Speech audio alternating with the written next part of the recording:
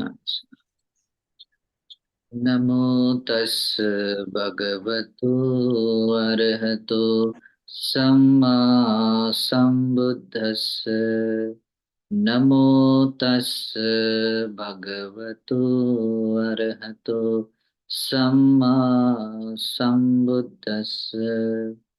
नमो तस् भगवतो अरहतो सम्मा सम्बुद्धस्स। साधु साधु।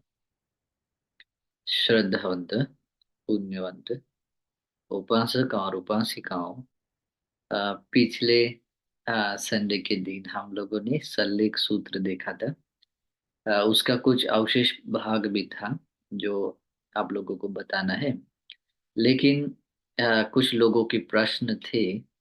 कुछ लोगों ने ऐसा पूछा था कि वो एक पर्टिकुलर स्थिति तक वो ध्यान कर रहे हैं, लेकिन आगे क्या करना चाहिए।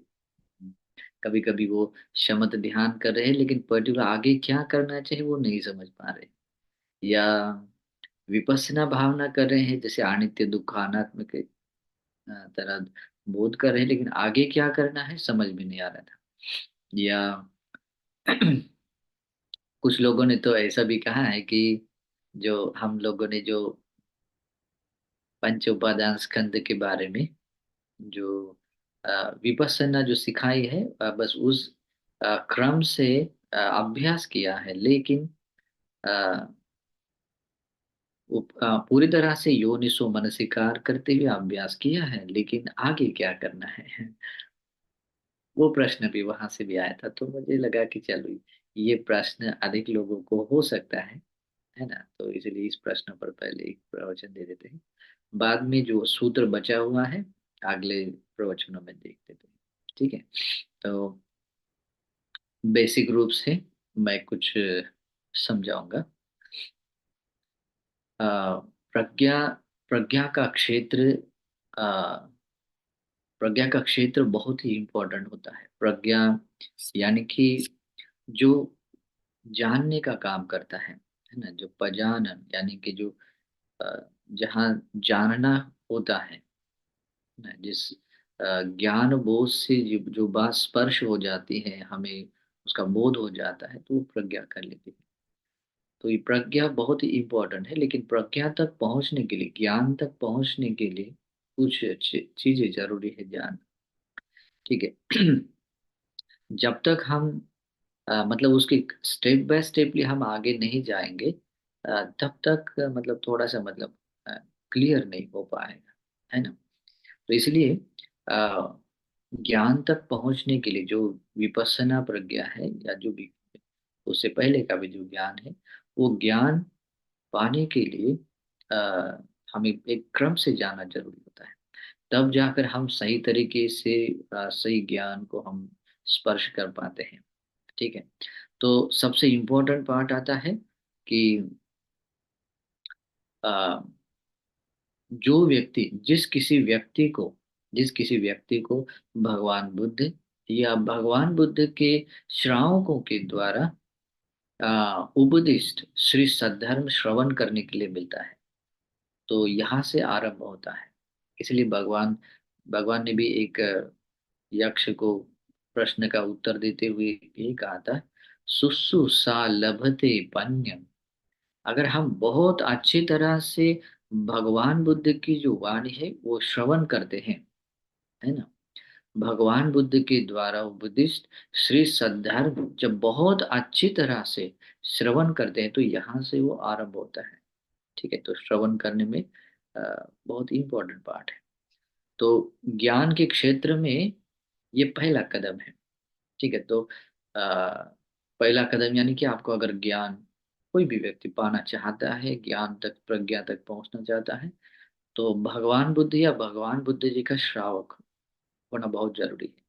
उनकी संगति में जाना जरूरी है, उनके उनको मिलना जरूरी है, क्योंकि उन्हीं के द्वारा हम तथागत का श्री सद्धर्म श्रवण कर सकते हैं। क्योंकि अभी तथागत सशरीर नहीं है, तो तथागत के श्रावक ही, जिनको हम कल्याण मित्र कहते हैं, क्योंकि वे लोग तीन रत्नों की शरण ग्रहण कर चुके होते हैं, और धर्म के अनुसार प्रतिपादन करने वाले होते हैं। तो इस अर्थ में वे भगवान के श्रावक बन जाते हैं। तो ऐसे श्रावकों के पास में जाने के बाद ही हम सही तरीके से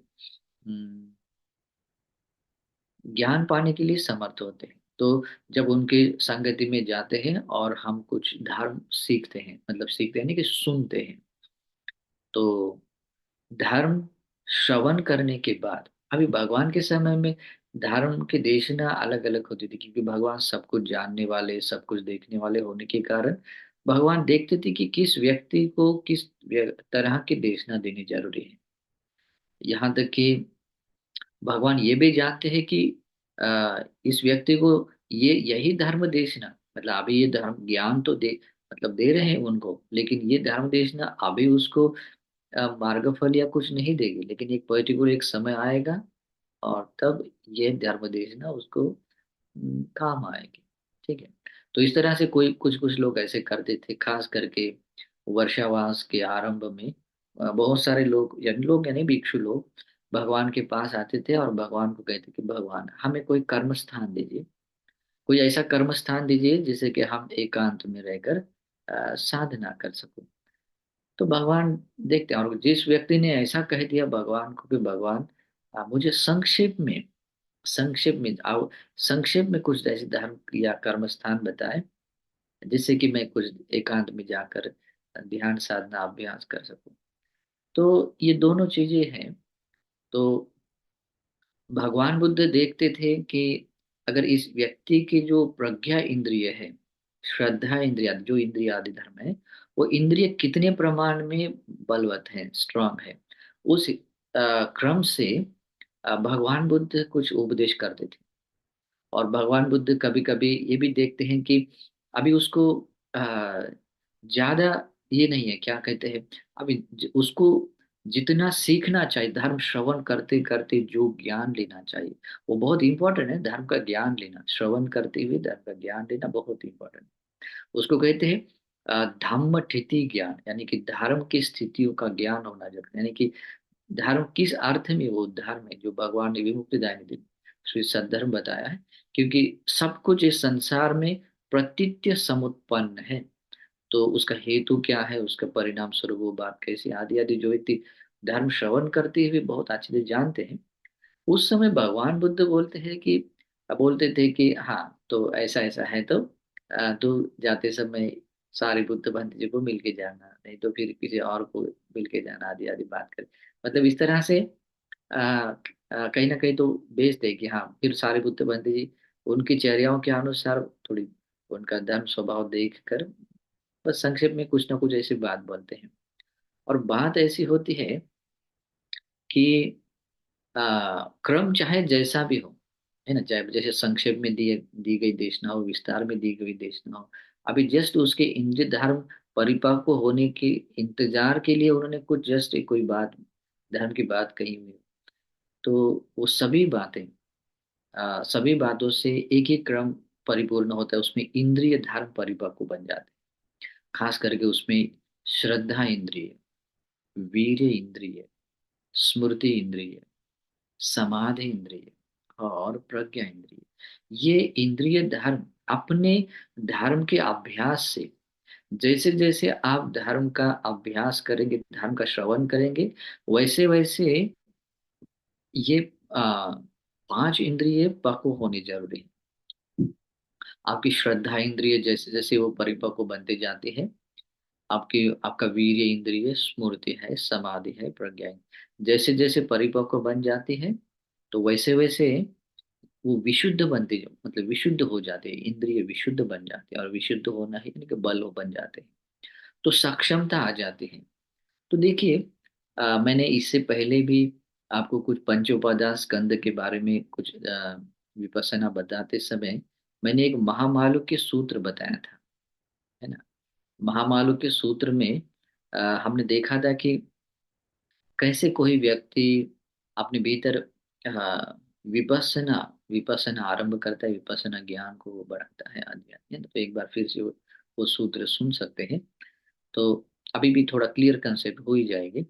तो बात है कि जब हम विपස්සना अभ्यास आरंभ करते हैं, तो विपස්සना की प्रज्ञा उत्पन्न होने के लिए, विपස්සना प्रज्ञा जो भी है, 10 प्रकार की विपස්සना ज्ञान है, तो वो पैदा होने से पहले हमें समाधि का ज्ञान होना बहुत जरूरी है ना। समाधि भावना में ज्ञान होना बहुत जरूरी है। समाधि भावना का ज्ञान मतलब कैसे होता है, अभी वो भी है, मैं बाद में एक्सप्लेन करूंगा। सिर्फ अभी थोड़ा अ, शब्दावली देखते हैं। समाधि भावना का ज्ञान होने के लिए होने के लिए आपको धर्म के जो भी है स्थिति है, यानी कि धर्म का जो भी स्वभाव गुण धर्म है, ये जो भी स्वरूप है परिपूर्ण, वो आपको थोड़ा सा मतलब परिचित होना बहुत जरूरी है। मैंने वो पटी संविदा मग्ग में एक बात देखी थी कि अगर आप लोगों को उसके बारे में ज्ञान नहीं है, तो ज्ञान नहीं है तो उस समझो कि आपको मुंबई इधर है करके जाने का आपको मतलब पता ही नहीं है, तो आप उधर जाने के लिए कैसे खोजेंगे। जस्ट कोई मुंबई है और उसका कोई किस दिशा में कुछ पता नहीं, तो सबसे पहले ये भी जरूरी होता है कि मुंबई है वो पता होना जरूरी है, और मुंबई इस दिशा में है कम से कम, फिर बाद में मार्ग खोजने का अलग है। तो उस तरफ का जो झुकाव होता है ना, वो झुकाव बहुत इंपॉर्टेंट होता है। तो इसीलिए धम्मठिति ज्ञान बहुत जरूरी है, यानी कि धर्म की स्थिति यानी धर्म के स्वभाव स्वरूप को जानना बहुत जरूरी है। और उसको जानने के लिए मतलब कैसे होता है कि धर्म को जानने वाला या समझने वाला वो व्यक्ति होता है जिसके पास में जिसने अपने आप को संवर बनाया है, जिसने अपने आप को शीलों में संवर बनाया, अच्छाइयों में अपने आप को लगाया हुआ है। क्योंकि धर्म का ज्ञान वो भले ही मतलब चाहे इंफॉर्मेटिव क्यों ना हो, लेकिन वो होना बहुत जरूरी है। ठीक है। और उसके लिए भी, वो भी अगर पाना है तो उसके लिए भी हमें शील आदि आदि अच्छाई बहुत सारे सद्गुण हमारे पास होने चाहिए। और ये भी सारी अच्छाइयाँ भी आने के लिए मूलतः धर्म का श्रवण करना बहुत जरूरी है। तो ये स्टेप होते हैं। तो स्टार्टिंग आती है कि स्तोतावधाने पन्या श्रुतमय ज्ञान ज्ञान बोलते हैं, यानी कि जो भगवान बुद्ध जी के द्वारा उपदिष्ट जो श्री सद्धर्म है, वो जब हम श्रवण करते हैं तो उस श्रवण करने के बाद आ, जिस प्रकार की हमारे भीतर की मतलब श्रद्धा जागती है, जिस प्रकार की मतलब वीर्य हमारे भीतर मतलब स्पर्श करते हैं, शायद हमारी तरफ हेवी रेनिंग होने वाली है। हाँ। तो आ, जब धर्म का श्रवण किया जाता है, उस श्रवण के अनुसार जैसे जैसे ये श्रद्धा इंद्रिय बलवत बन जाती है, श्रद्धा उत्पन्न होती है। अ, श्रद्धा यानी कि जिस बात को मतलब कोई भी धर्म की बात है, तो धर्म की बात जिस अर्थ से जो बात बताई होती है, हाँ, उसको उसी अर्थ से जब हम समझ लेते हैं कि हाँ ये बात ऐसी है, तो उस पर हमारा विश्वास आ रहा है कि सचमुच ये बात सत्य है, सम्यक है। तो इस तरह से अपने विश्वास को, अपनी श्रद्धा को जब उसमें स्थिर करते हैं, तो ये श्रद्धा इंद्रिय जागृत हो रही है कि उस इंद्रियों के द्वारा अपने उसको देख रहे हैं, वो समझ रहे हैं। तो उसी प्रकार से अ, जब व्यक्ति धर्म श्रवण करता हुआ बहुत अच्छी तरह से मन लगाकर, साधुकंग मनसिक, और बहुत मन लगाकर सुनता है, उसके अर्थ को जानने की कोशिश करता है, तो अ, उसके भीतर स्वाभाविक रूप से उसको एक भाव आता है, मतलब जो अकुशल है उस छोड़ने का भाव, कुशल है उसको बढ़ाने का भाव, या जो भी है महत्वाकांक्षा जागती है। वो महत्वाकांक्षा ये प्रमाण होता है वीर ये इंद्रिय का। तो धर्म श्रवण करते समय ये जागना बहुत जरूरी है। उसके बाद में उसके श्रवण करते समय जिस तरह से मतलब हमारे मन को या इंद्रियों को कोई और टॉपिक नहीं लगता, मतलब इतना मन हम ये कर देते हैं, बहुत अच्छी तरह से सुन रहे, तो स्मृति इंद्रिय भी हमारे उपस्थित रहती है। उसको जो जो हर एक शब्द सुन रहे हैं उसको हम समझ रहे हैं। फिर उसके बाद में वो शब्द जो श्रवण कर रहे हैं, धर्म श्रवण कर रहे हैं, वो धर्म श्रवण कर रहे हुए शब्द और अपना चित्त, ये दोनों ऐसे एक हो जाते हैं, मतलब उसको समाहित चित्त बन जाता है। तो एक जो चित्त का समाहित हो जाना है, एक समाधि इंद्रिय का छू जाना, उस समाहित इंद्रिय का स्पर्श हो जाना होता है, इंद्रिय उत्पन्न हो जाना होता है। फिर जब उसी धर्म को श्रवण करते समय में जो ये बात अर्थ समझ में आता है कि हाँ ये धर्म ऐसा है, दुख आर्य सत्य, उसको कहते हैं परिज्ञान। बहुत इंपॉर्टेंट है, अभी हर एक पॉइंट को ध्यान में रखना है। तो जब हम धर्म का श्रवण करते हैं तो जो बात परिज्ञात करने योग्य होती है और परिज्ञान करने के बाद समझ लेते हैं कि हाँ ये बात मैंने ऐसे उसको पूर्ण रूप से समझ ली है, जब ये कंक्लूजन आ जाता है तो इसको कहते हैं परिज्ञान कर लेना। तो परिज्ञान कर लेना, ये बात जब वो धर्म श्रवण के द्वारा सुन लेती है तो ये प्रज्ञा इंद्रिय उसको छू लेती है, लेकिन ये प्रज्ञा इंद्रिय छू लेने के बाद भी ये होता है श्रुतमय ज्ञान है। उसको कहते हैं सोतावधाने पन्या श्रुतमय ज्ञान। यानी कि जो धर्म श्रवण करते समय में जो परिज्ञान होता है, अभी ये थोड़ा गंभीर है, अभी धर्म की मतलब शब्दावली है। तो इस तरह की जो प्रज्ञा होती है तो उसको कहते हैं श्रुतमय ज्ञान। तो जब इंद्रिय धर्म उसको छू लेता है, मतलब प्रज्ञा इंद्रिय उसको छू लेती है, उसके अर्थ बहुत मतलब क्लियर होने लगते हैं, तो इस तरह से वो श्रुतमय ज्ञान उत्पन्न होता है। तो श्रुतमय ज्ञान उत्पन्न होने में भी पांच इंद्रिय होना बहुत जरूरी है। ये पांच इंद्रिय आपके हर एक ज्ञान में होना जरूरी है। यहाँ तक कि ये ज्ञान जैसे जैसे पक्व हो जाता है, जैसे जैसे हम ज्ञान में आगे बढ़ते हैं और मार्ग का ज्ञान होता है। मार्ग यानी कि कोई आप विमुक्ति के मार्ग का ज्ञान होता है। फल का ज्ञान होता है, यानी कि आपको जो फल मिला है श्रोतापन, उसका भी ज्ञान। मार्ग में भी ये पांच इंद्रिय का प्रमाण होना चाहिए, और फल मिला है तो फल में भी इन पांच इंद्रियों का मतलब वहां प्रमाण होना चाहिए। आप फिर उसके आगे सकदागामी मार्ग की ओर जा रहे हैं, तो वहां पर भी इन पांच इंद्रियों के मतलब पांच इंद्रियों का प्रमाण वहां होना जरूरी है। तो जैसे जैसे आप उस आगे बढ़ रहे हैं तो वो पांच इंद्रिय धर्म ही है जो वहां वहां उतने उतने प्रमाण में परिपक्व बन रहे हैं।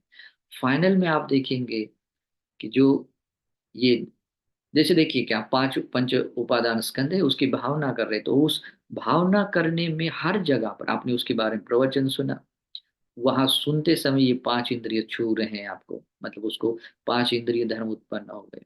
फिर आपके भीतर उसी से आपके भीतर बहुत सारी अच्छाइयों को अपना लिया, उससे अपने आप को संवर बना लिया, अपने कायिक वाचिक और मानसिक क्रियाओं को संवर बना दिया। तो इस प्रकार से वो धर्म श्रवण करके जो अपने आप को संवर कर रहे हैं अच्छाइयों में, बुराइयों जो दुर्गुण है उसको छोड़ते हुए अच्छा वो संवर कर रहे हैं। तो इस तरह की संवर भाव को ही शीलमय शीलमय ज्ञान कहते हैं। ठीक है। और इस तरह का जब अपने आप को मतलब अच्छाइयों में लगाते हुए उस ज्ञान को आप छूते हैं, मतलब उस ज्ञान को आप स्पर्श कर रहे हैं शीलमय ज्ञान को, तो अपने में स्वाभाविक रूप से मतलब उसको कहते हैं कि उसको आर्टिफिशियल करने की जरूरत नहीं है, कि अपनी ओर से करने की जरूरत नहीं है। स्वाभाविक रूप से उसको रिजल्ट मिलता है। उसका उसका झुकाव होता है इस धर्म की ओर, कैसे होता है कि उसका चित्त प्रमोदित हो जाता है। प्रमोदित यानी कि उसके चित्त में अ, आनंद जागता है, आनंद जागता है। और ये आनंद उसके चित्त को और उसके पूरे बॉडी को पूरे मतलब एक सुखद संवेदना के रूप में प्रीति जगाता है। मतलब उसको क्या कहते हैं, उसके तरंगात्मक ऐसी प्रीति जगाता है। ये क्या होता है पता है कि जब कोई व्यक्ति मतलब इस कुशल धर्म के अनुसार पैदा हुई ये प्रीति होती है, और प्रीति के साथ में चित्त आपका प्रशब्द होता है, वहां निवर्णों का, क्योंकि संवर होने से ही निवर्ण का दूर हो जाते हैं। तो निवर्णों का दूर होने से आपका चित्त और शरीर पूरा प्रशब्द हो जाता है, और प्रशब्द होने के कारण ही आप सहज रूप से चित्त किसी भी कर्म स्थान को लेकर अगर आप थोड़ा स्टार्ट करना चाहें, अभ्यास आरंभ करना चाहिए, तो आप वितर्क विचार सहित विवेक जन्य के साथ में प्रीति सुख का अनुभव करते हुए इस समाधि भावना ज्ञान को पाते हैं। अभी ये ऊपर के स्टेप्स अगर पूरे नहीं हुए अभी, जरूरी नहीं है कि फिर अपने मतलब भिक्षुओं को जितने शील संवर करने चाहिए उतने ही आपको करने हैं, नहीं इतना जरूरी नहीं। बस अपनी काया वाचा मन की क्रियाएं सुविशुद्ध हो, और खास करके अपनी वाणी की क्रियाओं में संवर हो और शरीर की क्रियाओं में संवर हो। तो ये इससे कहते हैं, इसको हम संवर का ज्ञान, प्रज्ञा से हम उसको संवर करने के कारण वो हमें, हमारा ज्ञान कौन सा बनता है, शीलमय ज्ञान बनता है। मतलब वो ज्ञान ही है लेकिन वो शीलमय ज्ञान है। लेकिन उसकी उसकी उत्पत्ति कहाँ से है, श्रुतमय ज्ञान से है। ठीक है, तो ये बहुत ही इंपॉर्टेंट है। तो इस तरह से हम धर्म का श्रवण करते हुए थोड़ी ये देखनी है, क्या कहते हैं उसको, मतलब अ, परख होनी चाहिए। और दूसरी बात एक भी सीक्रेट है कि धर्म श्रवण करने के लिए आने का मन, या धर्म श्रवण करने के लिए जो चित्त का झुका होता है, चित्त का झुकना भी क्या होता है पता है, क्योंकि उसके लिए भी श्रद्धा मूल हो जाती है। अगर पास्ट लाइफ में ऐसे कोई पुण्य क्रिया की है, या भगवान बुद्ध धर्म संघ को आपने कभी शरण गए हैं, कभी भगवान के प्रति कोई श्रद्धा मात्र व्यक्त की है, संघ को कुछ दान आदि दिया है, तो उस वो पुण्य क्रियाएं करते समय जैसा आपका वो श्रद्धा चित्त था, वही क्रिया जब सामने, उसी उसी प्रकार के सत्पुरुष संत लोग जब सामने दिखाई देते हैं, तो वही श्रद्धा पैदा हो जाती है। तो आपको उनको देखने का मन, इसलिए भगवान कहते हैं श्रद्धावान होने का एक दूसरा एक लक्षण होता है, दर्शन कामो शीलवत।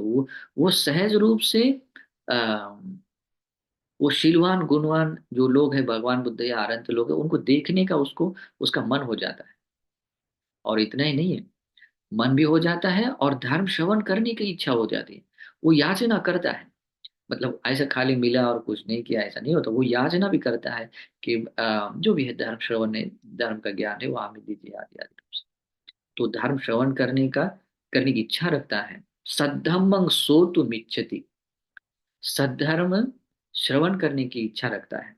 अभी देखिए ये दोनों गुण है, दर्शन कामो शीलवतो, जो शीलवान गुणवानों के दर्शन भी करना चाहता है, धर्म श्रवण भी कर, ये लक्षण किसका है, आरंभ में आता है श्रद्धा इंद्र। तो यहाँ पर भी क्या है, यहाँ पर भी श्रद्धा इंद्रिय है, यहाँ पर भी वीर्य इंद्रिय है, जागता ही है। वो जागना बहुत जरूरी है। अगर ये पांच इंद्रियों का किसी भी प्रमाण में आपके पास में अस्तित्व नहीं है, वो व्यक्ति भगवान के धर्म की ओर नहीं आ सकता है। उसके लिए ये धर्म है ही नहीं। इसलिए भगवान ने ये जो वाक्य एक बार कहा था कि क्योंकि ये इंद्रिय, पांच इंद्रिय धर्मों में एक इंद्रिय सबसे इंपॉर्टेंट आता है, वो प्रज्ञा इंद्रिय, वो सब है। लेकिन इसीलिए भगवान कहते हैं कि क्योंकि ये धर्म अश्रद्धावान लोगों के लिए नहीं है, ये श्रद्धावान लोगों के लिए है। ये मतलब एकदम, मतलब जिसने वीर्य को छोड़ दिया है ना, जिसने पुरुषार्थ करना बस त्याग दिया होता है, उन लोगों के लिए धर्म नहीं है। स्मृतिहीन विमूढ़ मोह मूढ़ता में जीने वाले लोगों के लिए धर्म नहीं है। भ्रांत चित्त वाले लोगों के लिए भी ये धर्म नहीं है। इसका कोई प्रयोजन नहीं, वो सुन नहीं सकते हैं। और दुष्प्रज्ञ लोगों के लिए तो कथम भी नहीं है। इसका मतलब क्या होता है, इसलिए भगवान कहते हैं कि पन्युतस्सायं धम्मो, ये प्रज्ञावान लोगों के लिए धर्म। तो आपको इस धर्म का श्रवण करने के लिए, आने के लिए भी ये पांच इंद्रिय आपको सपोर्टिव होनी चाहिए। ये पांच इंद्रिय अगर उत्पन्न हो रहे हैं धर्म श्रवण करने के लिए, वो आपके भीतर आ रहा है कि मुझे कल्याण मित्र को देखना चाहिए, उनका देखना आपको प्रिय मनाप लग रहा है, या उनसे धर्म श्रवण करने का आपके भीतर से आवाज आ रहा है, तो ये प्रमाण होता है कि आपके भीतर वो पांच इंद्रिय धर्म है, पांच इंद्रिय धर्म है। इसका वो श्रद्धा आदि है। देखिए पुराने जमाने में एक बहुत अच्छे लोग थे, कोई भी लोग थे, चाहे कभी कभी ऐसे, चाहे ब्राह्मण गांव हो, क्षत्रिय का हो, या जो भी सम हो, जैसे वैश्य का हो या अन्य हो, तो जब कभी जब कभी आ, भगवान बुद्ध के बारे में सुनते थे कि अरे भगवान बुद्ध भिक्षु संघ के साथ में इधर भगवान इधर आ रहे हैं, यानी कि आ, हमारे गांव की तरफ आ रहे हैं, तो भगवान के उन गुणों को देखने के बाद वो इतना ही जान सकते थे कि ये जो अरहंत लोग है, ऐसे जो सम्यक संबुद्ध है, अरहंत है, विद्याचरण संपन्न है, ऐसे अरहंतों के दर्शन करना बहुत मंगलदायी। तो उनके भीतर अपने आप ऐसी श्रद्धा जागती थी कि ऐसे अरहंतों के दर्शन करना बहुत मंगलमय है, तो चलो बोलते। तो कोई कोई वो एक आता है तो दूसरा भी उसको पूछता है कि तू कहाँ जा रहा है, तो कहते कि हम भगवान आए हैं उनको देखने। और रुको रुको बोलता है मैं भी आता हूँ, ठीक है। तो उसके भीतर भी वो श्रद्धा भाव जो भी है, वीर्य है, स्मृति है, समाधि है, प्रज्ञा है, कुछ ना कुछ इंद्रियों का कुछ मात्रा में भी क्यों ना हो, थोड़े से मात्रा में क्यों न हो, वो व्यक्ति उन आनंदों के या कल्याण मित्रों के दर्शन करने की इच्छा करता है। ये श्रद्धा होने का प्रमाण, ये पांच इंद्रिय का होने का एक प्रमाण होता है। और इसी के कारण जब वो धर्म सुनता है, धर्म श्रवण करता है, तो धर्म श्रवण करने में भी ये पांच इंद्रिय पैदा होते हैं। अभी धर्म श्रवण करने से पहले भी जो इंद्रिय धर्म उत्पन्न हो रहे हैं ना, इसका कारण क्या होता है, आपके पिछले जो पुण्य कर्म किए होते हैं, दानशील भावना आदि, जो भी अपने पास लाइफ में जब कभी जिस किसी बुद्धि शासन में कुछ पुण्य किया होता है, तो उस हिसाब से आप लोगों ने आ, आप लोगों के इंद्रिय धर्म ये काम करते रहते हैं, ठीक है। तो इस तरह से कोई व्यक्ति इन पंच इंद्रियों को यानी कि श्रद्धा, वीर्य, स्मृति, समाधि, प्रज्ञा को मूल करके धर्म श्रवण कर के क्षेत्र में आता है। वो सोता हुआ धर्म को श्रवण करता हुआ, उस धर्म के गहराइयों को मतलब उसको सुनता हुआ, बहुत अच्छी तरह सुनता हुआ, जो धर्म की मतलब ये कर लेता है, जैसे जैसे अ, श्रवण कर लेता है, वैसे वैसे उसकी इंद्रिय धर्म और कुछ क्षमता में कुछ प्रमाण में बढ़ जाते हैं। और वो समझ लेता है कि हाँ ये धर्म इस अर्थ में बताया गया है। तो वहां पर भी वो जो अर्थ ज्ञान उसको सब आता है, तो वो कंप्लीटली बन जाता है श्रुतमय ज्ञान। ये ज्ञान विपස්සना ज्ञान का ये पहला ज्ञान है, श्रुतमय ज्ञान, ठीक है। और उस श्रुत में ज्ञान से जब आप समझ लेता है कि ये धर्म है, ये अधर्म है, ये मिथ्या है, सम्यक है, तो मिथ्या है उसको छोड़ देता है, जो सम्यक है उसको अपना लेता है। और ऐसा करता हुआ अपने आप को बुराइयों से हटाकर अच्छाइयों में लगाता है। और बुराई को मैं कभी भूल कर भी न जाओ, इसके लिए अपने आप को संवर करता है। तो ये संवर करते हुए सुतवान संवरे पन्या, जो धर्म श्रवण करने के बाद जो अपने आप को ऐसा संवर में लगाता है, करता है, तो चाहे जैसा भी हो, चाहे फिर वो इंद्रिय संवर हो, आजीव परिशुद्धशील वाला हो, आभि शील हो, यानी कि जो भी सभी के प्रति मैत्री करुणापूर्ण जो व्यवहार होते हैं उसको लेकर शील है, या आपको दिए गए जो पंचशील है, अष्टशील आदि है, उन शीलों से अपने आप को संवर करते हैं। या आपका दूसरा ज्ञान विपස්සना से, विपස්සना को परिपूर्ण करने वाला, यानी कि उस मार्ग को पूरा पूरा करने वाला, ये दूसरा ज्ञान है, उसको कहते हैं शीलमय ज्ञान, ठीक है। फिर उसके बाद में संवरित्वा समाधि, अभी हमने क्या किया है, मतलब अपने शील आदि गुणों से अपने आप को संवर कर लिया है। और संवर करने के बाद मैंने क्या कहा, उसकी जो स्टेप्स रहते कि वो शीलादि गुण आपको क्या देंगे, आपके भीतर एक निर्दोषता का भाव देंगे, आपके भीतर निर्दोषता का भाव जगाएंगे। जैसे देखिए, किसी आदमी ने किसी लाइफ टाइम कभी किसी को बुरा नहीं किया, वो जब अपने बारे में सोचता है कि मैंने किसी का कभी बुरा नहीं किया, जब वो बात किसी को बताता है तो उसके भीतर एक जैसा अभिमान जैसा लाभ महसूस करता है, एक एक सुख महसूस करता है कि हाँ मैं ऐसा हूँ। तो वैसा एक निर्दोषता का भाव आता है, और वो उसको आनंद देता है। उसको कहते हैं हमारी भाषा में प्रमोदित भाव। तो ये प्रमोदित भाव उसके भीतर जागता है, प्रमोदित भाव से प्रीति जागती है, प्रीति होने से वो शरीर और मन प्रशब्द होता है, प्रशब्द होने से वो सुख अनुभव करता है। और सुखी व्यक्ति का चित्त समाधिस्थ होता है। तो ये होता है समाधि की ओर झुकने का रास्ता। ये समाधि भावना में ज्ञान उसके बाद पैदा होता है, ठीक है। लोग कुछ कुछ पूछते हैं कि मैं इतना मन चंचल है कि मैं कोशिश कर तो सांस पर जाए लेकिन भटकता है, कब सांस पर लाते भटकता है। और मतलब खींचता रहता है, मतलब इधर गया फिर इधर लाकर ना अपने सांस पर लाता है, फिर इधर गया फिर लाता है। तो उसको लगता ही नहीं कि मुझे कभी वो समाधि लग सकती है, बस उसके वो क्रिया करने में सांस लगाने जा भागने लगाने से उसको ही विचार आता है, फिर इसमें ही अपना समय बिताता है, फिर कहता है कि मैंने बहुत मेहनत की है समाधि के लिए, और अच्छा है करके। तो लेकिन वो समाधि नहीं होती है, वो समाधि के सम्मा समाधि ऐसे ही स्टेप बाय स्टेप इन अंगों को परिपूर्ण करने वाली होती है। तो आपका जो शीलमय ज्ञान आता है उस समय में भी एक अपनी ये पांच इंद्रिय धर्म कुछ प्रमाण में मतलब वो और पुष्ट हो जाते हैं, बलवत बन जाते हैं।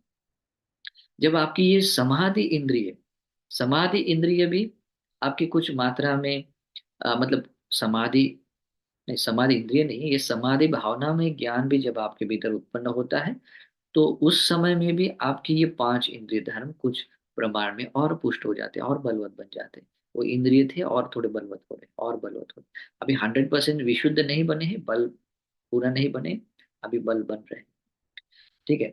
तो आ, इस तरह से वो इंद्रिय धर्म धीरे धीरे बल बन जाते हैं और उसके बाद में आप जिस कर्म स्थान को लेकर आप जिस कर्म स्थान को लेकर भावना कर रहे तो उस भावना के बारे में आपको पता होना बहुत जरूरी है। और जैसे कि आप आपको प्रथम ध्यान क्या है वो भी पता होना चाहिए।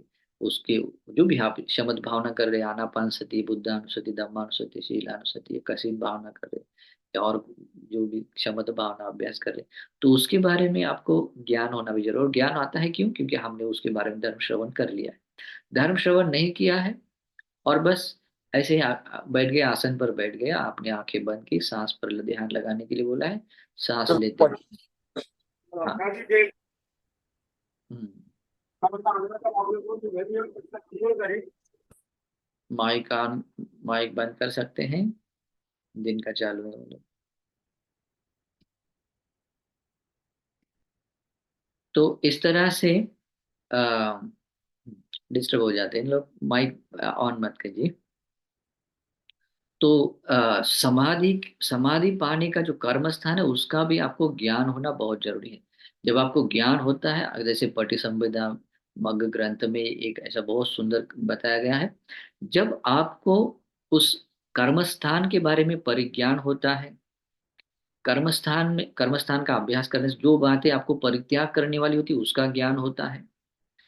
मतलब किसको आपको मतलब निरुद्ध करना है उसका ज्ञान, साक्षात करनी होती है, मतलब ये बात जानना, ये ऐसी ऐसी बात है, तो उसका जो अंडरस्टैंड किया जाता है उसको साक्षात कहते हैं। साक्षात करने का ज्ञान है। उसके बाद में भावित करने का ज्ञान, हाँ ऐसी जो आनापान है बुद्धानुसति उसकी भावना, ऐसी भावना की जाती है, इसका आपको ज्ञान पहले ही होना चाहिए। वो श्रुत में ज्ञान के पक्ष में आपको पूरा ज्ञान होना बहुत जरूरी। सम्मा समाधि का अभ्यास, जो समाधि भावना में ज्ञान उत्पन्न होने के लिए भी ये जरूरी है। तो इसलिए कभी भी इस क्षेत्र में धर्म उतरना है तो पूरा एकदम परफेक्टली आना चाहिए। ठीक है। तो इस तरह से जब व्यक्ति अपने जो बात परिज्ञान करने यानी कि परिपूर्ण रूप से जानने योग्य जो बात है उसको जान लेता है, जो बात हमें छोड़ने वाली होती है, परित्याग करने वाली, प्रहन करने वाली, उसको वो छोड़ देता है। जो साक्षात करने वाली बात होती है, समझने की वाली बात होती है, उसको समझ लेता है, साक्षात कर लेता है, हाँ ये बात ऐसा है करके। और जो बात भावित करने योग्य बात होती है उसको भावित करने की बात को भी वो जान लेता है। तो इस तरह से अपने इसको आ, मतलब इस चार तरह के अंगों अंगों से, चार तरह की बातों से वो अपना ज्ञान जब पूरा कर लेता है तो तभी वो समाधि भावना भावना में ज्ञान पूरा हो जाता है। क्यों पता है? क्योंकि जब उसकी भावना वो आदमी कर लेता है और भावना करते समय जो चित्त और उसका मतलब जो कर्म स्थान का जो भावना है वो एक बन जाता है, समाहित हो जाता है। तो उसको समाहित हो जाने में समादहने यानी कि चित्त और वो कर्म स्थान जो भी है उसका एक हो जाकर मतलब उसका जो भावना की जाना कि किया जाना होता है वही होता है समाधि भावनामय ज्ञान। अभी ऐसा होता है प्रथम, अभी इसका अभ्यास करते समय जो प्रथम ध्यान को अगर कोई व्यक्ति स्पर्श कर लेता है, अगर दूसरे ध्यान की ओर जाता है तो जो जिस कर्म स्थान को लेकर वो ये कर लेता है मतलब वो मूल करके भावना आरंभ कर लेता है, वो कर्म स्थान को लेकर वो वितर्क नहीं, वो वितर्क को उसको छोड़ना पड़ता है। वितर्क यानी जो टॉपिक है वो छूट जाता है। और फिर उसके बारे में जो अभी चित्त समाहित तो है, लेकिन उसके साथ में क्या होता है कि अ, जो भावना का जो हम क्या कहते हैं, स्मृति लगा, स्मृति उस पर उपस्थित करते हुए उसके अनुसार जो भावित कर रहे हैं, वो भाव भी मतलब आपको मतलब एक स्टॉप हो जाता है। ओके। फिर चित्त अपने भीतर चित्त रहता है, बहुत समाधिस्थ रहता है। समाधि जन्य, समाधि के साथ में उत्पन्न हुई चित्त की अ, समाधि जन्य चित्त की स्थिति रहती है, और पूरे शरीर में हम सुख का अनुभव कर रहे हैं और मन में प्रीति का अनुभव कर रहे हैं। तो जब परिवर्तन आ जाता है, मतलब एक ध्यान की स्थिति को ये ध्यान की दूसरा चरण है, मतलब ये दूसरी अवस्था है। ठीक है। तो इस तरह से टॉपिक को मतलब जो क्या कहते हैं, कर्मस्थान से गुजरते समय, अभ्यास करते समय ऐसे ऐसे आगे जाते हैं, क्योंकि वितर्क विचार को जो उपशांत हो जाते हैं, तभी उसके बाद में वो समाधि जन्य प्रीति सुख के साथ में दूसरे ध्यान ध्यान की ओर जाते हैं। तो ये भी क्या होता है, समाधि भावना में ज्ञान होता है। अभी हाँ, ये एक और सीक्रेट बात है, ये बात भी ध्यान में रखना है। जब तक आप ऐसा खुद डिसाइड नहीं करेंगे कि मुझे प्रथम ध्यान की ओर, मतलब प्रथम ध्यान को पाना है, तो प्रथम ध्यान को पाना है करके जब तक आप आपके चित्त उत्पन्न नहीं होगा और उसके लिए आप प्रयास नहीं करोगे, तब तक आपको कुछ नहीं मिलेगा। और चित्त उत्पन्न होने के लिए उसके बारे में ज्ञान होना जरूरी है ना। और ज्ञान होने के लिए वैसा अपने आप को संवर के आधार पर बेस होना चाहिए, उसके लिए आपने धर्म श्रवण करना जरूरी है। तो यहाँ तक कि टॉप टू बॉटम यही बात है। जितना भी जो प्रथम ध्यान से लेकर 8 ध्यान समापति तक, यहाँ तक कि आश्रवक्षय ज्ञान तक की जो जितना भी ज्ञान है, और जो भी अवस्था है, उसके लिए यही बात आती है कि उसको उसके बारे में परिज्ञान होना जरूरी है। वैसा चित्त उत्पन्न होना चाहिए कि मुझे प्रथम ध्यान पाना है, और उस तरह का प्रथम ध्यान पाने के लिए फिर वो उस क्रम से वो परिश्रम कर रहा है, व्यायाम कर रहा है, वो सब वीर्य कर रहा है, पुरुषार्थ कर रहा है। और वैसे वीर्य करता है तो 100% उसको वो चीज वो बात मिल जाती है, वो प्रथम ध्यान को पा लेता है। अगर उसका चित्त द्वितीय ध्यान को, तृतीय ध्यान को, चतुर्थ ध्यान को, पंचम ध्यान, छठवें ध्यान, आठवें ध्यान, या इसको पाने के लिए मन मतलब पहले इच्छा मतलब क्या करते, चित्त उत्पन्न करता है और वैसा व्यायाम करता है, वो बात वो पा लेता है। तो इस तरह से भी उस समाधि भावना में ज्ञान उसका वो पूरा हो जाता है, उसको बन जाता है, मतलब वो पा लेता है। तो ऐसे समाधि की स्थिति में, अभी देखिए ध्यान की चाहे कोई भी स्थिति हो, चाहे प्रथम ध्यान हो 8वें ध्यान तक, अभी वो कैसे पाना है उसके बारे में आप कोई प्रवचन सुन सकते हैं, इसके बारे में बताएंगे बताएंगे भविष्य में भी। मैं जब बोधिपाक्ष धर्म की भावना सिखाऊंगा तब तब सिखाऊंगा, ठीक है। तो अभी कम से कम जितना बताया उतना तो करके देखिए, ठीक है, क्योंकि वो बहुत ही इंपॉर्टेंट है। जब ऐसा आपके भीतर भावना में ज्ञान होता है, भावना में ज्ञान आपके पास होता है, तो इस स्थिति तक आने के बाद भी आपको जो वास्तविक जो मतलब विपස්සना के बारे में जो विपස්සना का कर्म स्थान है, विपස්සना के जो आलम्बन है, उसके बारे में भी आपको ज्ञान होना बहुत जरूरी है। जैसे कि पंच उपादान स्कंद है, तो ये पंच उपादान स्कंद कौन कौन से है, कैसे है, किस अर्थ में वे उपादान है, किस अर्थ में मतलब वो बताए गए हैं, रूप किसको कहा गया है, कितने प्रकार के हैं, वेदना क्या है, उसका हेतु क्या है, कितने प्रकार की है, उसका टॉप टू बॉटम सारा ज्ञान आपने पहले ही अपने धर्म श्रवण करते हुए लेना जरूरी है। और वो हर क्रियाओं में मतलब जो आप जैसे से ज्ञान ले रहे हैं तब से लेकर वो लेने से पहले भी आपके इंद्रिय धर्म होने चाहिए।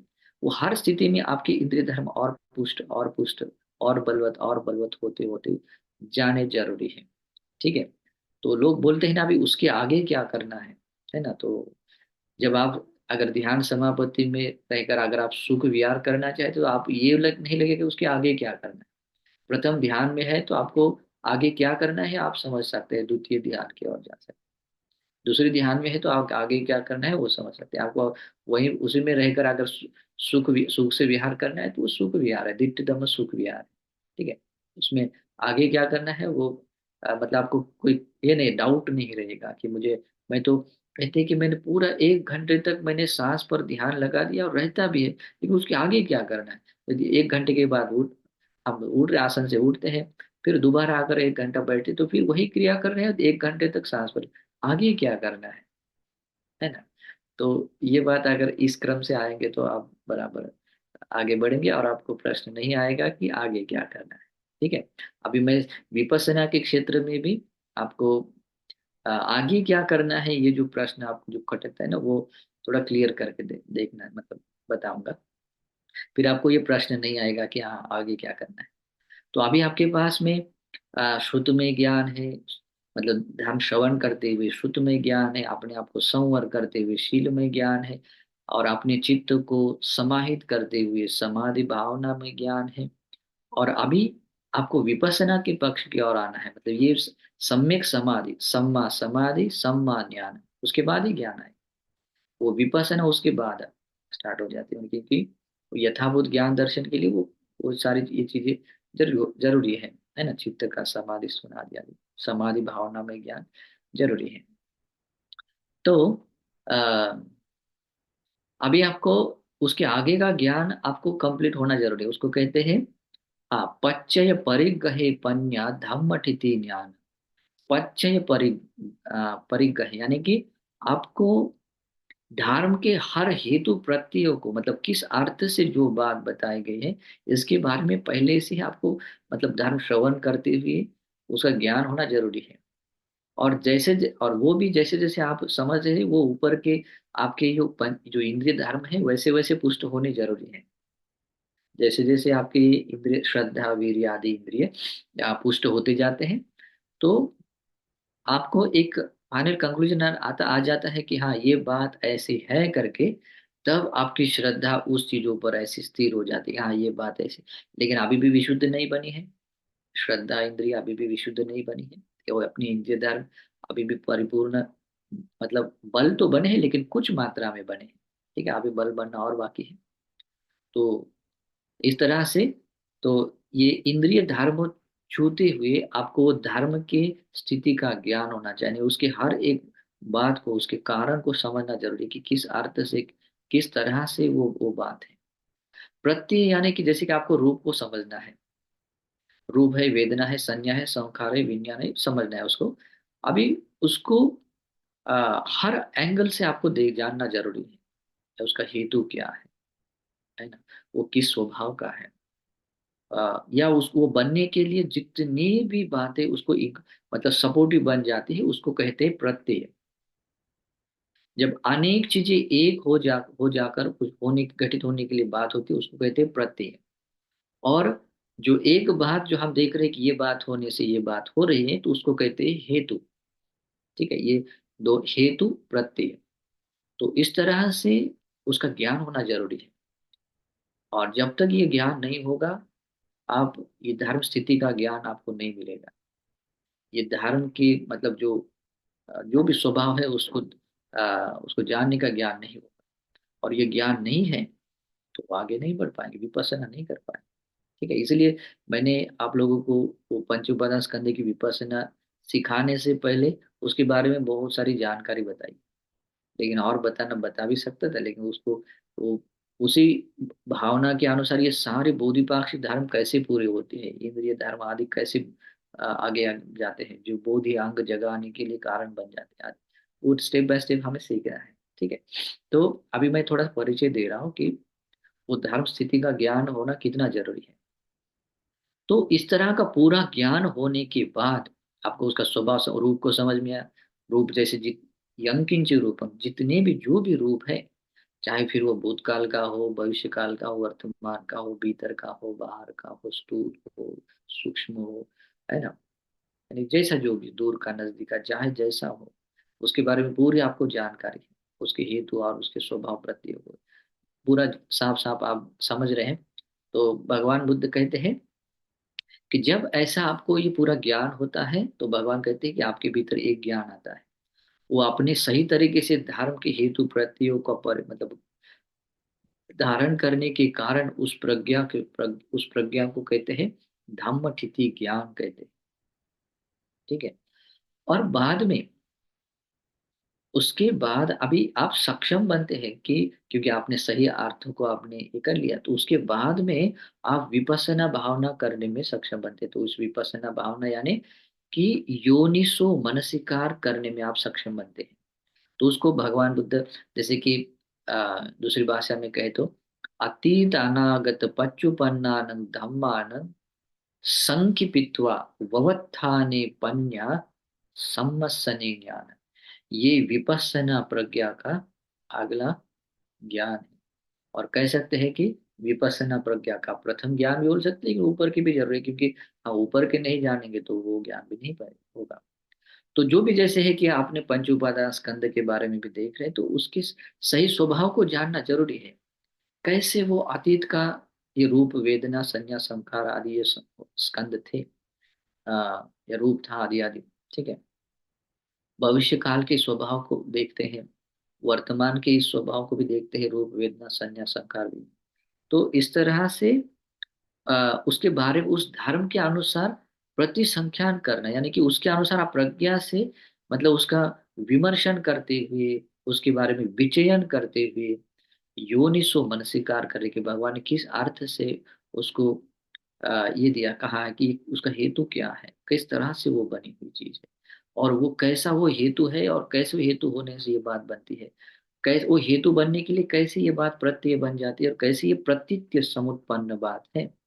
ये प्रत्यय है और ये उत्पन्न हुई बात है। ये चीज उत्पन्न होने के लिए प्रत्यय है, और ये उत्पन्न होने के लिए वो चीज है, ये हेतु है, ये उसका परिणाम है। तो इस तरह से उसकी सही स्वभाव का मतलब प्रतिसंख्यान करते हुए, उसके अनुसार विचयन करते हुए जो प्रज्ञा उत्पन्न होती है, उस प्रज्ञा को कहते हैं सम्मर्शन ज्ञान। क्या कहते हैं? समर्शन ज्ञान। अभी इस समर्शन ज्ञान, जैसे धम्मठिति ज्ञान में भी आप देख रहे हैं कि वहां पर भी आपकी कुछ इंद्रिय धर्म कुछ मात्रा में और पुष्ट हुए, बल बन रहे हैं।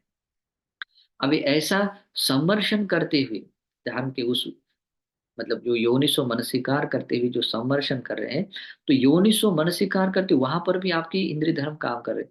वहां पर भी आपके, मतलब श्रद्धा इंद्रिय, वीर्य इंद्रिय, स्मृति इंद्रिय, समाधि इंद्रिय, प्रज्ञा इंद्रिय, वो और पुष्ट होते जा रहे हैं। मतलब वो समर्शन कर जैसे जैसे कर रहे हैं, जैसे जैसे क्लियर बात हो रही है। तो समर्शन ज्ञान से क्या होता है पता है? जब व्यक्तियों को हेतु समझ में आता है, उसका परिणाम समझ में आता है। हेतु होने से ये परिणाम है, हेतु नहीं होने से ये परिणाम नहीं। ये प्रत्यय होने से ये उत्पन्न हुई चीज है, जैसे रूप है, वेदना है, संज्ञा संकार विज्ञान।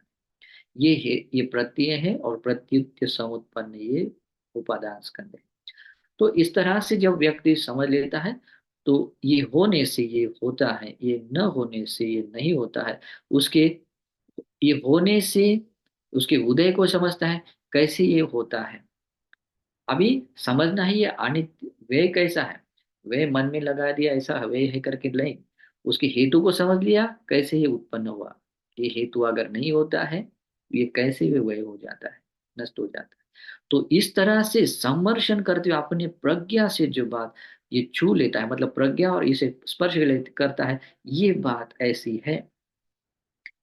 तो वहां पर जानने को उसको उदय का ज्ञान होता है, और उसके वे का ज्ञान होता है। ये उदय वे उसको क्लियरली होता है। और जितना क्लियर संदर्शन है, उतने उसकी जो श्रद्धा आदि इंद्रिय है वो और क्लियर होती है। श्रद्धा के बेस पर वो प्रज्ञा का आना और वही श्रद्धा का आना एक होता है। जो लोग नहीं समझते हैं तो वो बोलते हैं श्रद्धा कुछ काम की नहीं, वो मूर्ख लोग हैं। तो वो श्रद्धा इंद्रिय और प्रज्ञा इंद्रिय से जब प्रज्ञा से छू लेती, तो श्रद्धा इंद्रिय उसकी, मतलब उतनी बल और बलवान बन जाती है। वो जितना प्रमाण बन जाता है, श्रद्धा वीर्य स्मृति समाधि प्रज्ञा, तो वो अपने प्रज्ञा से वो बात छू लेता है। तो ये बात छू लेने के बाद वो अगला ज्ञान उत्पन्न होता है, उसको क्या कहते हैं पता है? पच्चुपन्नानं धम्मानं विपरिणामानुपස්සने, विपरिणामानुपස්සने पन्या उदय उदय व्ययानुपස්සने ज्ञान। बहुत इंपॉर्टेंट बात है। तो जब व्यक्ति इस वर्तमान स्थिति में, जब हम भावना कर रहे हैं, तो भावना करने की स्थिति में उस वो सही तरीके से उसका सम्मर्शन कर रहे हैं। तो सम्मर्शन करते समय उसके हमने हमने जिस तरह से हेतुओं को, उसके प्रत्ययों को, उसके परिणाम और उसके प्रति समुत्पन्न चीजों को, जैसे उपादान स्कंदों को कैसे हम देख रहे हैं, वो अपनी प्रज्ञा से जिस बात छू रहे हैं, तो प्रज्ञा से बात छूते ही हमें वो बात समझ में आती है कि ये उसकी उत्पत्ति है, ये उसका नाश होना है, ये उदय है, ये वह है। तो ये ज्ञान जब उत्पन्न होता है, तब उसकी इंद्रिय धर्म और पुष्ट हो जाती है और बलवत हो जाती है। और उसका ज्ञान में दूसरी एक आ जाता है, उसको कहते हैं उदय व ज्ञान, विपස්සना का अगला ज्ञान उत्पन्न होता है। ठीक है, तो इस तरह से ये ज्ञान उत्पन्न होता है। तो आगे बात आती है, जब व्यक्ति के भीतर इस तरह से आ, विपස්සना ज्ञान उत्पन्न होता है, मतलब ये उदय वे का ज्ञान उत्पन्न होता है, तो उसको क्लियरली समझ में आता है कि कैसे वो हेतु होने से वो ये बात हो रही है, हेतु न होने से ये बात नहीं हो रही है। ये कैसे उसका ये मतलब इस बात का एक उदय है, वे उदय है, वे है, उसको समझ रहा है। तो समझ रहा है कि ये हेतु होने से ये बात हो रही है, न होने से नहीं हो रहा, इसका मतलब वो अनित्य है। ठीक है, इस तरह से ये अनित्य बोध जाना जाता है, चाहे रूप को लेकर, चाहे वेदना को लेकर, चाहे संज्ञा को लेकर, चाहे विज्ञान को लेकर, संस्कार को लेकर, है ना। तो इस तरह से ये बात मतलब क्लियरली वो व्यक्ति समझ जाता है। तो इस तरह से जब उसका उदय वे का ज्ञान आ जाता है, यू स्पीकिंग लैंग्वेज, कोई बात नहीं। तो इस तरह से अपने इस अर्थ को समझना बहुत जरूरी है। जब वो व्यक्ति अनित्य बोध को जगाता है, अब ये अनित्य बोध जागता है कब पता है, जब उदय वे ज्ञान, विपස්සना का उदय वे ज्ञान पैदा होने। अभी आदमी जब सिर्फ मतलब अपने क्रम से करेगा तो वो ऐसा नहीं होता है, मुझे उदय वे समझ में आया है, ऐसा नहीं होता है, इन स्टेप से गुजरना होता है। जब उदय वे ज्ञान आता है, उसके बाद में वो देखता है कि ये हेतु होने से वो कैसे, वो परिणाम स्वरूप रूप है, वेदना संज्ञा संकार विज्ञान। हेतु न होने से वो कैसे नहीं है। ये प्रत्यय होने से रूप को होने के लिए जितने भी प्रत्यय होते हैं, ये प्रत्यय होने से कैसे ये रूप उत्पन्न हो रहा है, वेदना उत्पन्न हो रही है, संज्ञा संकार विज्ञान उत्पन्न हो रहा है। तो ये उसको समझ लेता है, उसके उदय वे को समझ लेता है कि अरे ये होने से ये हो रहा है, न होने से नहीं हो रहा है, इसलिए ये रूप अनित्य है। इसलिए भगवान कहते हैं भिक्षु ये रूप नित्य है या अनित्य है, तो भिक्षु बोलते हैं भगवान अनित्य है। यद अनित्यं तंग दुखम, जो अनित्य है वो दुख है, और जो अनित्य दुख है विपरिणाम स्वभाव का वो अनात्म है। ये बात देखते देखते आदमी वो लोग श्रोतापन्न सकदागामी अनागामी आनंद होते थे। ठीक है, अभी थोड़ा सा समय लग रहा है, क्यों, क्योंकि ये इंद्रिय धर्म है ना, वो बेसिक है। इंद्रिय धर्म अभी थोड़े दुर्बल हुए हैं, और इसके कारण बहुत सारे हैं। क्योंकि ये इंद्रिय धर्म थोड़े ब्लर होने के लिए कुछ कारण हैं। उसमें से तीन चीजें तो बहुत मतलब तीव्रता से कारण बन जाते हैं। एक, मनुष्य का आयु प्रमाण कम हो जाना। दूसरा, स्मृति का दुर्बल होना। और तीसरा, क्लेशों का तीव्रता के क्लेशों का प्रमाण बढ़ जाना। इन कारणों से ये पांच इंद्रिय धर्म थोड़े से ब्लर बन जाते हैं, होते हैं, लेकिन वो ये अभी सही मतलब जैसा समय चाहिए वैसा न होने के कारण थोड़ा सा इधर उधर हो जाता है, थोड़ा समझ लीजिए। तो इस तरह से जब वो हेतु होने से वो बात हो रही है, हेतु न होने से वो कैसे नहीं हो रही है, तो इसको वो बाद में उसका सम्मर्शन करता हुआ देख लेता है, अरे ये अनित्य है, रूप अनित्य है। फिर चाहे वो भूतकाल का रूप हो, चाहे भविष्य काल का हो, चाहे वर्तमान का रूप हो, अनित्य है। चाहे आंतरिक रूप हो, चाहे बाहर का रूप हो, चाहे स्थूल हो, चाहे सूक्ष्म हो, वो अनित्य है। तो इस तरह से वो अनित्य बोध जब वो देख लेगा, अनित्य को अनित्य की तरह एकदम क्लियरली अपने प्रज्ञा से जब वो बात ऐसे छू लेते हैं कि हाँ ये बात कैसे अनित्य है, तब उसके बाद में जब अनित्य वो प्रज्ञा से उसको देख लिया, यथाभूत को जो अनित्य है उसको अनित्य के रूप में देख लिया, उसका वो देखना उसके भीतर श्रद्धा जगाता है। श्रद्धा इंद्रिय जगाती है, वीर्य इंद्रिय, प्रज्ञा इंद्रिय, स्मृति, समाधि और प्रज्ञा, मतलब ये सारे इंद्रिय उसमें वो काम कर लेते हैं। और ये सारे इंद्रिय काम करते समय जब अनित्य को अनित्य की तरह वो देख लेता है, तो क्लियरली जान लेता है कि ये बात सचमुच अनित्य ही है, वो नित्य नहीं है। जो नित्य है करके जो देखने का भाव आता है, वो हमेशा के लिए भंग हो जाता है, नष्ट हो जाता है। वो अनित्य बोध स्थिर हो जाता है। जब अनित्य बोध स्थिर हो जाता है, तो वो जान लेता है कि वो कैसे अनित्य है। इस अर्थ में वो दुख है। अनित्य परिवर्तनशील है। अनित्य होने का विपरिणाम स्वभाव का, बदलने के स्वभाव का होने का, जब भी बदलेगा तो दुख के रूप में बदलेगा। तो इस कारण से जो अनित्य है वो दुख है। जब वो रूप को भी दुख के रूप में देखेगा, वेदना संज्ञा संखार को वो दुख के रूप में देखेगा, तो दुख है करके जब प्रज्ञा से ये बात जब छू लेता है, तो प्रज्ञा से जानी हुई बात है। तो वो बात फिर उसमें जो सुख संज्ञा जो जगाता है, सुख संज्ञा जगा, तो वो सुख संज्ञा उसकी छूट जाती है। तो सुख संज्ञा छूट जाने का वो देख लेता है जो अनित्य है वह दुख है, और जो अनित्य है वो दुख है, जो दुख में परिवर्तित होने वाला है। अरे वो परिवर्तित होने वाला है, इसका मतलब क्या है? वो नित्य ध्रुव शाश्वत नहीं है। जो नित्य ध्रुव शाश्वत नहीं है, अर्थात ही वो आत्मा नहीं है। अगर वो नित्य ध्रुव शाश्वत है करके देखा जाता है तो वहां उसको आत्मा कहा जा सकता है। लेकिन वो नित्य ध्रुव शाश्वत नहीं है, इसलिए वो आत्मा नहीं है। और साथ में मैं जैसा कहता हूं वैसा नहीं हो रहा है। मेरा कोई उसमें कोई हुकूमत नहीं है, मेरे कोई अंडर कंट्रोल, चाहे रूप को लेकर हो, चाहे वेदना को, संज्ञा संकार विज्ञान को, उसमें मेरे वश में कुछ है नहीं है। अगर मैं सोचूं कि ये ऐसा रूप बने, वो नहीं बन रहा है।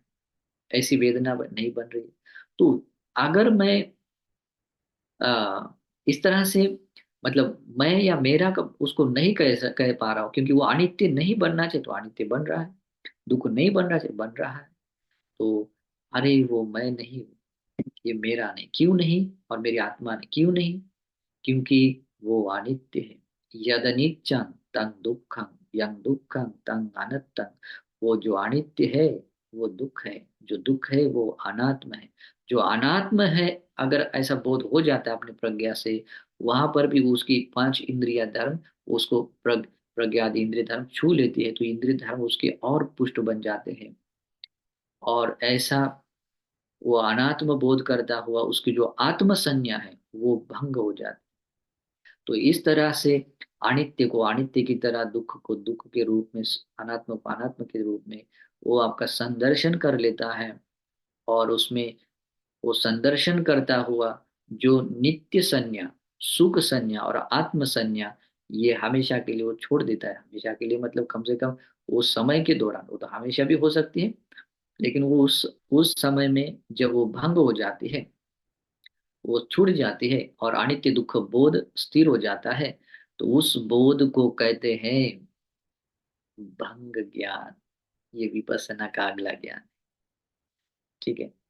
तो जब भंग ज्ञान आता है, भंग ज्ञान एकदम क्लियरली ये आ जाता है, तो उसके बाद में आ, ये ज्ञान बहुत इंपॉर्टेंट है। अगर ये हम जैसा हम सोच रहे हैं वैसा वैसा भंग ज्ञान नहीं है। ठीक है, भंग ज्ञान तक आने के लिए अभी हरी कड़िया सुन लीजिएगा और क्लियरली समझ लीजिएगा। ठीक है, तभी जाकर कुछ हो जाता है। और जहाँ ये भंग ज्ञान होता है, तो उसके बाद में आ, क्या कहते हैं, मतलब उसको सही तरीके से, मतलब उसका ज्ञान होने के कारण उस रूप को लेकर कहीं कोई उसका आस्वाद लेने भाव जैसा आता है, अभिनंदन करने जैसा, या कोई मन जुड़ने जैसा, ऐसा भाव नहीं आता है। जहाँ ये भंग ज्ञान है, ये अनित्य दुख अनात्म का संदर्शन है, वहां पर क्या है पता है? वहां निब्बिदा है, निर्वेद है। निब्बिदा यानी कि फिर वो जो भोक्ता भाव है वो छूट जाता है। यानी कि उसको ले, मतलब रूप वेदना संज्ञा संखार विज्ञान को लेकर, या जो भी है जिसको लेकर आप विपස්සना कर रहे हैं, उसको लेकर आपके मन में, मतलब कहीं कोई, मतलब उसमें सुख आ, देखने, अभिनंदन करने जैसा उसमें सुख है करके आशा उत्पन्न करने जैसा कुछ है नहीं। और अगर उसको थोड़ा सा भी, अगर मैंने उसको ठीक तरह से वो प्रज्ञा अगर प्रज्ञा से मैंने वो नहीं जाना या प्रज्ञा को नहीं देख पा रहा हूँ, क्लियरली मैं उसका नहीं देख पा रहा हूँ, तो कहीं मेरे भीतर वो मतलब वो अभिनंदन, ये रूप, मतलब रूप के बारे में कोई मूढ़ता या कोई क्लेश पैदा ना हो जाए। तो इसके बारे में उसके भीतर थोड़ा सा मतलब चित्त में ये डावाडोल रहता है। तो उसको उसको कह सकते हैं ये, मतलब जैसे बड़ा जैसे हम भयभीत होते वैसा भय नहीं, लेकिन ये कहीं ये उपादान सहित जो चित्त आ जाता है ना, जैसे कि कह सकते हैं कि आ, चित्त में जो राग संस्कार है, द्वेष के संस्कार या मोह से जुड़ा संस्कार है, वो कहीं पैदा ना हो। तो इस तरह से वो पैदा न हो, इस सोच के कारण, उस सोच को मतलब आगे बढ़ाता हुआ, उसमें सोच को भी कह सकते हैं भय। भय तो उपठाने पन्या आदि नवे ज्ञान। तो उस तरह का वो ये भाव देखने के कारण उसके बाद में उसके आदि नव को मतलब क्लियरली देख लेता है कि अगर मैंने इसको किसी भी तरह से मतलब उसको नहीं ठीक से अगर नहीं जान पाया, उसकी प्रज्ञा अगर वो वहां तक अगर ठीक मतलब पहुंच नहीं पाएगी, तो उसके कारण से हो सकता है, हो सकता है कि वहां पर राग चित्त जाग सके, यानी कि अभिनंदन करने चित्त वाला चित्त। तो ये बीच बीच में ऐसा छोटा छोटा थोड़े समय के लिए भी क्यों ना हो ऐसा, ये भय जगाने जैसा संस्कार जैसा वो आता है, लेकिन अपनी प्रज्ञा को बनाए रखता है और देख लेता है कहीं ऐसा न हो। तो उस प्रज्ञा को स्थिर बनाए रखता हुआ उसके आधीनों को देखता है कि अ, अनित्य बात है, लेकिन कभी कभी नित्य संज्ञा जाग सकती है उसमें, या जैसे रूप है वेदना संज्ञा संकार विज्ञान को लेकर। तो उसको वो देखता हुआ, उस आदिनव को क्लियरली देखता हुआ, फिर आदिनव ज्ञान को स्थिर बनाता है। आदिनव क्या है? आस्वाद को आस्वाद के रूप में, ध्यान से सुनो, आस्वाद को आस्वाद के रूप में देखता है, उसके दुष्परिणाम आदिनव को आदिनव के रूप में देखता है, निस्सरण को निस्सरण के रूप में देखता है। तो इस तरह का वो देखता हुआ आदिनव को देख रहा है, नहीं अनित्य दुख अनात्म को क्लियरली वो देख रहा है। वो देखने का अर्थ होता है आदिनव ज्ञान, ये विपස්සना का अगला ज्ञान है। और ऐसा करता हुआ तो अगला एक आ जाता है संस्कार से, फिर मतलब कोई संस्कार ही न बन जाए, कोई संस्कार ही न बन जाए। अभी ये बहुत गहरा है, मैंने डायरेक्टली निब्बिदा ज्ञान तक नहीं बताया, वो थोड़ा उससे पहले बताया। तो कोई संस्कार मेरे से बन न जाए, तो इससे मुझे मतलब बाहर आना चाहिए, उस संस्कारों से बाहर आना चाहिए करके जो आ, इच्छा रखता है, और उसी प्रकार का मतलब एक विचार भी जगाता हुआ उसके अपनी वो भावना बनाए रखता है, तो उसको कहते हैं संखार उपेक्षा शून्य। तो संस्कारों में उपेक्षा का वो मतलब उपेक्षा, यानी कि जो अपनी प्रज्ञा से वो बात यथाभूत जानकर उसमें कहीं कहीं मतलब वो कोई संस्कार पैदा ना हो जाए, राग के ना द्वेष के ना मोह। यानी कि दूसरा संस्कार पैदा होने के लिए बात क्या आती है? तीन चीजें आती है। अभिनंदन कर लेना, अभिवन अभिनंदन मतलब कि उसमें कहीं सुख है करके कोई आशा जगा जाना। और अभिवादन का वदति का अर्थ होता है कि वो कहीं ना कहीं उसके बारे में वो बात प्रकट हो जाती है। और आज्योसान का अर्थ होता है कि चित्त के मतलब कहीं ना कहीं वो घर या कोई ऐसा मतलब गांठ बांध देता है। तो वैसा न हो जाना, तो ऐसा जहाँ नहीं होता है उसके बाद में उसको कह सकते हैं निब्बिदा। ठीक है। तो इस तरह से निब्बिदा ज्ञान आता है। और निब्बिदा ज्ञान में फिर जो भोक्ता भाव होता है, भोक्ता भाव यानी कि जो मतलब ऐसा होता है कि उसमें मतलब वो आस्वाद लेना या उसके आस्वाद में आस्वाद को देखने का जो भाव होता है वो छूट जाता है। उसको आदिनव ज्ञान में स्थिर होने के कारण, आदिनव ज्ञान में स्थिर होने के कारण वो भोक्ता भाव मतलब टूट जाता है। बस जस्ट वो दर्शन कर ले तो वो ऐसा है। और ऐसा करने के कारण उसमें कहीं कोई राग के संस्कार नहीं बना, द्वेष के संस्कार, मोह के संस्कार नहीं। और ऐसा करता हुआ फिर रूप को लेकर जब वो निब्बिदा है, तो भगवान कहते रूपस्मिंपि निब्बिंदति। ये क्यों हो रहा है? क्योंकि ऊपर इतना सारा ज्ञान से उसने वो जान लिया, रूप को जान लिया कि रूप कैसा है। वेदना को जान वेदना वेदना वेदनासु निब्बिदत, वेदनाओं में भी निर्वेद जाता है, संज्ञाओं में भी निर्वेद जा निब्बिदा जाती है, संस्कार और विज्ञान। तो निब्बिंदं विरज्यते, और जहाँ निर्वेद भाव आता है, जैसे निब्बिदा का अर्थ होता है कि चित्त बिल्कुल अलग हो जाना, जैसे कि अभी उसके बारे में कहीं कोई आस्वाद का भाव नहीं है, मतलब क्या कहते हैं उसको, भोगने का भाव नहीं है उसमें, आ, अभिनंदन करने जैसा कोई भाव नहीं होता है। तो वहां पर मात्र हम देखते कि रूप, रूप मात्र है, और रूप में कोई कोई मतलब वो उपादान जैसा कोई पार्ट नहीं होने के कारण वो निर्वेद भाव आता है। और जहाँ निब्बिदा है, निब्बिदा है, वहां पर विराग है, विरागत्थम, निब्बिदा होती है विराग के, विराग के लिए ही निब्बिदा होती है। तो जिन लोगों ने ऐसा प्रश्न पूछा था कि मैं इसके आगे क्या करूं, तो रूप को लेकर जो आपकी आपकी जो भी अभिनंदन अभिनंदन करने का जो आस्वाद देखने का पार्ट होता है, तो वो आस्वाद में आप खो नहीं जाते, उसमें कई राग संस्कार, द्वेष संस्कार या मोह संस्कार नहीं जगा रहे, बस क्लियरली आप रूप को रूप के रूप में देख रहे हैं, और उसमें बिल्कुल अलग है। रूप के प्रति जितनी भी आशा, अपेक्षा, आसक्ति, संस्कार जुड़ जाता है, तो अभी उसका रूप को लेकर वो रूप मात्र आप देख रहे हैं, तो उसको कहते हैं निब्बेद। और जहां ऐसा होता है, तो उसके उसके भीतर बाद में आ, ये बात जब निर्वेद भाव, आ, निब्बिदा भाव से विराग भाव जागता है, और विराग भाव जागने के बाद, विराग भाव जागने के बाद उसके भीतर फिर उस रूप को लेकर कोई अभिनंदन करने जैसा भाव नहीं रह न होने के कारण, ये सब कुछ कैसे अनित्य दुख अनात्म है, तो उससे बिल्कुल मन हट जाता है, रूप को लेकर वेदना से मन हट जाने के कारण ही क्या होता है कि उसको मतलब पुनर्भव के लिए कारण बनने वाला जो उपादान आता है, वो वहां पर नहीं बनता है, इस कारण से वो विराग है। और जहाँ विराग है, तो उसके इसके कहते हैं बहिद्धा उत्थान विवर्तने पन्या, है ना। उसके बाद में आता है गोत्र भूज्ञान, उसके भीतर गोत्र भूज्ञान है।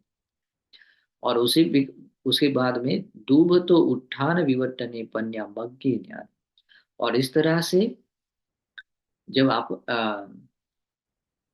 मतलब क्या कहते हैं उसको, उठ, उस जो विवर्त है, जो संसार में हमें चक्र में डालने वाला जो स्वभाव आता है, तो वो एकदम क्लियरली हमें समझ में आता है कौन सी चीज है जो संसार में डालने के लिए कारण, कौन सी चीज है उससे वो अलग बनाती है। और इस तरह से अपने आप को इसमें देखता हुआ अपने भीतर एक ज्ञान पैदा कर लेता, वो जान लेता है कि हाँ ये मुक्ति का मार्ग, ये मार्ग। और ये ऐसा करता हुआ वो अपने आप को स्वयं को देख लेता है कि हाँ ये मुक्ति का मार्ग है, यानी कि मुक्त होता हुआ देखता है उसको, वो मार्ग मग्न ज्ञान कहते हैं, यानी कि श्रोतापन्न बनने के मार्ग पर आरूढ़ हुआ वो ज्ञान वो पा लेता है। और ऐसा कहते हुए पयोग पटिपස්සद्धि पन्या फले ज्ञान, और वो सचमुच जब उसका चित्त 100% समझ लेता है कि ये बात ऐसी है, और वो अपने ज्ञान से वो बात छू लेते हैं, इंद्रिय धर्म उतने वो इंद्रिय धर्मों से बल में कन्वर्ट हो जाते हैं, और उसको फल का ज्ञान उत्पन्न हो जाता है।